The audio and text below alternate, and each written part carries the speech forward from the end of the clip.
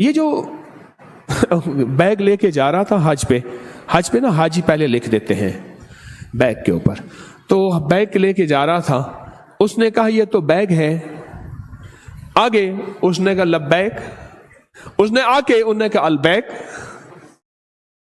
نہیں سمجھے۔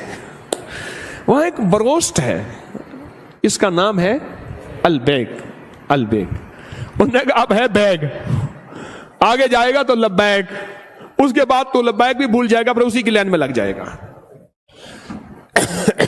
مجھے ایک قریبی بندے نے کہا وہ فی ڈبے کے پیچھے 2 ریال ایک طرف رکھتا ہے، پہلے 1 ریال رکھتا تھا، پھر 2 ریال رکھتا ہے، اور خاموش ایسی جگہوں پہ خرچ کرتا ہے جہاں کوئی نہیں پہنچتا، سوال نہ کرنے والوں پہ ایک، اور دوسرا اس کے بے زبانوں کے لیے، کیڑے مکوڑوں کے لیے علیحدہ لنگر کی ٹیم بنی ہوئی ہے۔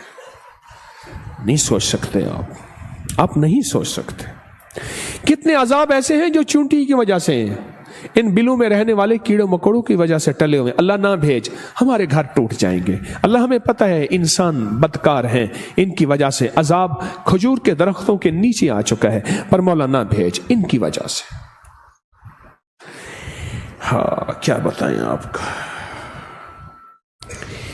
اس ڈلی کو، اس کو اپنے دائیں ہاتھ میں لیں، سارے گڑ کو، اور دائیں ہاتھ میں لے کر میرے ساتھ پڑھیں گے بسم اللہ الرحمن الرحیم، یا بدو ہو بسم اللہ الرحمن الرحیم۔ پہلے درود، یہ آپ کے لیے نہیں، آپ نے نہیں کھانا۔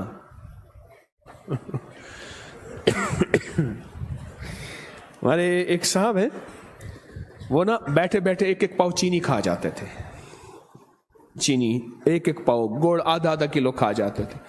کہنے لگے اگر شوگر گڑ چینی سے ہوتی تو مجھے کیوں نہیں ہوتی؟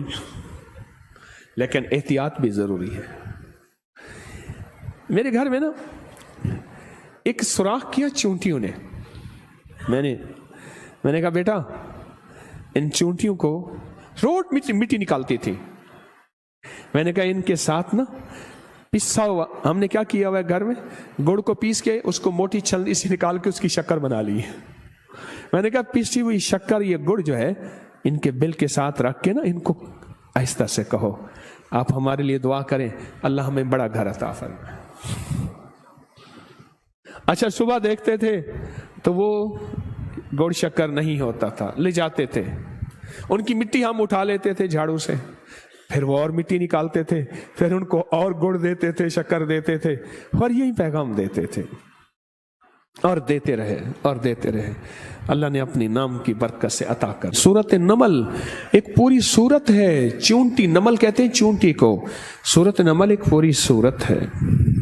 یہ گڑ ابھی دم ہوگا، آپ نے اس کو پیسنا ہے، آپ نے کس کو گھر کی چونٹیوں کے بلوں میں، اس دن میں دیکھ رہا تھا چونٹی نے مٹی نکالی، آج کل چونٹیاں آپ نے گھر کو، اگر چونٹیاں کے بل نہیں ملتے، آپ کو نہیں ملتے، قبرستان میں کیڑے مکوڑوں کے بل پہ ڈال دیں۔ اگر چونٹیوں کے بل نہیں ملتے کہاں ڈال دیں؟ قبرستان کے کیڑے مکوڑوں کے بلوں میں ڈال دیں۔ اور لیکن اگر گھر میں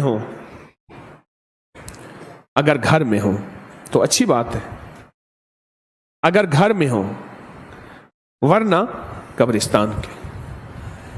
اور اس کے آپ نے کتنے حصے کرنے ہیں؟ 40 حصے کرنے ہیں۔ کتنے؟ اس کے 40 حصے کرنے ہیں، چھوٹی چھوٹی پوڑیاں 40 بنا دینی ہے شاپر میں، اور یہ روز ڈال دینی ہے، دوسرے تیسرے ڈال دینی ہے، یہ ایک صاف جگہ پہ، اور اپنی مراد پیش کرنی ہے۔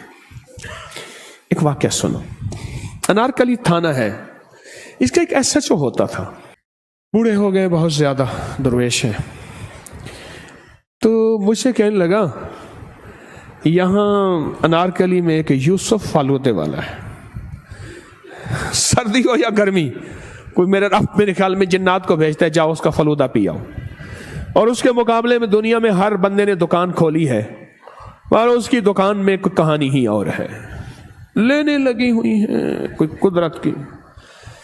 وہ ایس ایچ او کہنے لگا، میں نے اس سے پوچھا، میں نے کہا آپ کے اتنے بڑے رزق کی وجہ کیا ہے؟ کہا میں انسانوں کا لنگر چلاتا ہوں، انسانوں کو کھلاتا ہوں، بے لوث کھلاتا ہوں، اور بے زبانوں کو بھی کھلاتا ہوں۔ ایسے جو سوال انسان نہیں کر سکتے، اور ایسے بے زبان جو جانور ہیں۔ اور کہا میں کیا کرتا ہوں، میں یہ بے زبانوں کا لنگر، اس میں شکر بھی شامل، گڑ بھی شامل، شکر بھی، اور کہا میں کیڑوں مکڑوں کے بلوں میں ڈالتا ہوں۔ اس کی وجہ سے رب نے میرے رزق میں بے بہا برکت دے دی۔ پاک پڑھیں ایک بار، پھر یہ 33 بار پڑھنا ہے، اور میں آپ کے ساتھ پڑھوں گا۔